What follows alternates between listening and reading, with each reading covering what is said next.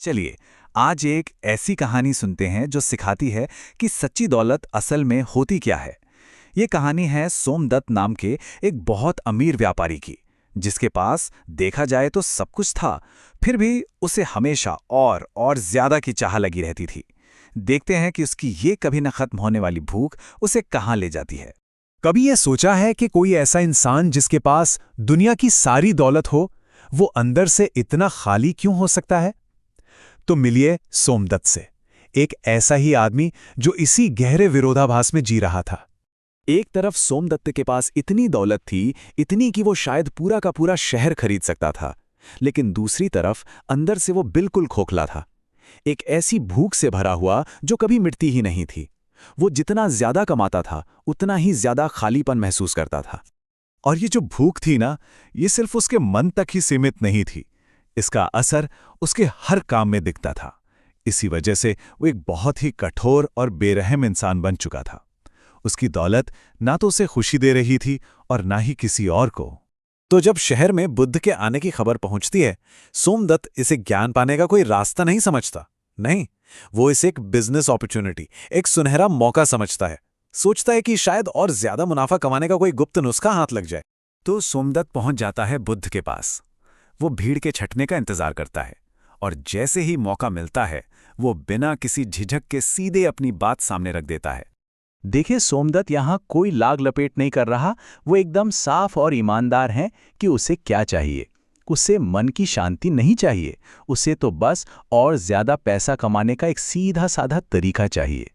अब यहाँ कहानी में एक मजेदार मोड़ आता है। बुद्ध का जवाब उसकी उम्मीद से बिल्कुल परे था। ये कोई मंत्र या बिजनेस स्ट्रैटेजी नहीं थी, बल्कि एक बहुत ही अजीब और सुनने में बड़ा आसान सा काम था। अमीर बनाने का नुस्खा देने की बजाय बुद्ध उसे एक गरीब को खोजने भेज देते हैं।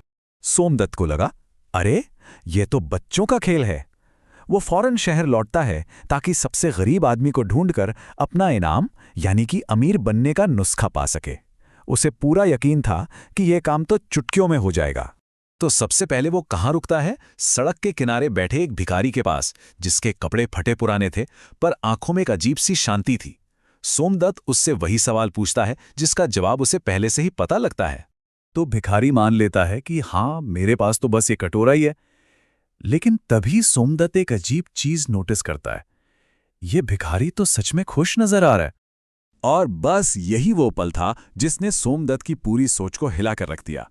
वो समझ गया कि ये आदमी सबसे गरीब हो ही नहीं सकता, क्योंकि इसके पास वो चीज है जो सोमदत्त के पास नहीं है, संतोष। अब सोमदत्त थोड़ा परेशान हो जाता है, पर उसे लगता है चलो कोई और मिल ही जाएगा जो उसकी गरीबी की परिभाषा में फिट हो। वो मन ही मन बुदबुदाता है, ये इतना भी मुश्किल नहीं होना चाहिए। लेकिन यहां भी वही कहानी, उसे फिर से वैसा ही जवाब मिलता है। एक और इंसान जिसके पास दुनिया की दौलत तो नहीं थी, लेकिन मन की शांति का खजाना भरपूर था। एक बार फिर उसे भौतिक कमी तो मिली, लेकिन आध्यात्मिक अमीरी नहीं। और ऐसा एक के बाद एक पूरे दिन चलता रहा। शाम हो गई, सूरज ढल गया, लेकिन सोमदत्त को एक भी ऐसा इंसान नहीं मिला जो बुद्ध के हिसाब से सच में गरीब हो। तो अगली सुबह सोमदत्त पूरी तरह से हारा हुआ, थका हुआ और उलझन में डूबा हुआ वापस जंगल की तरफ जाता है। उसे अपनी नाकामी की खबर जो देनी थी, वो बुद्ध को बताता है कि कैसे वो नाकाम रहा, और अनजाने में सच्चे धन का मतलब क्या होता है ये बताने लगता है। और जैसे जैसे वो बोलता जाता है, उसे अपने ही कहे शब्दों का असली मतलब समझ में आने लगता है। और बस यहीं पर सारी बात साफ हो जाती है। बुद्ध का वो काम किसी गरीब को खोजने का था ही नहीं, वो तो सोमदत्त के लिए एक आईना था, जिसमें वो खुद अपनी गरीबी देख सके। और ये सुनते ही सोमदत्त को सब समझ आ जाता है। वो आखिरकार अपनी असली गरीबी को पहचान लेता है, और उसकी आंखों से आंसू बहने लगते हैं। तो अब जब सोमदत्त अपनी असली बीमारी को समझ चुका था, वो उसके इलाज के लिए भी तैयार था।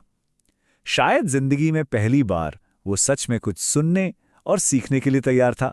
बुद्ध उसे दो बहुत ही सरल लेकिन उतने ही गहरे कदम बताते हैं। दान का अभ्यास करो और जो कुछ भी है उसमें संतोष करना सीखो। और सोमदत्त ने सच में सीख को अपनी जिंदगी में उतार लिया। वो बदल गया। उसने अपने कर्मचारियों के साथ इज्जत से पेश आना शुरू किया, जरूरतमंदों की मदद की और उसने पाया कि देने में पाने से कहीं ज्यादा खुशी है।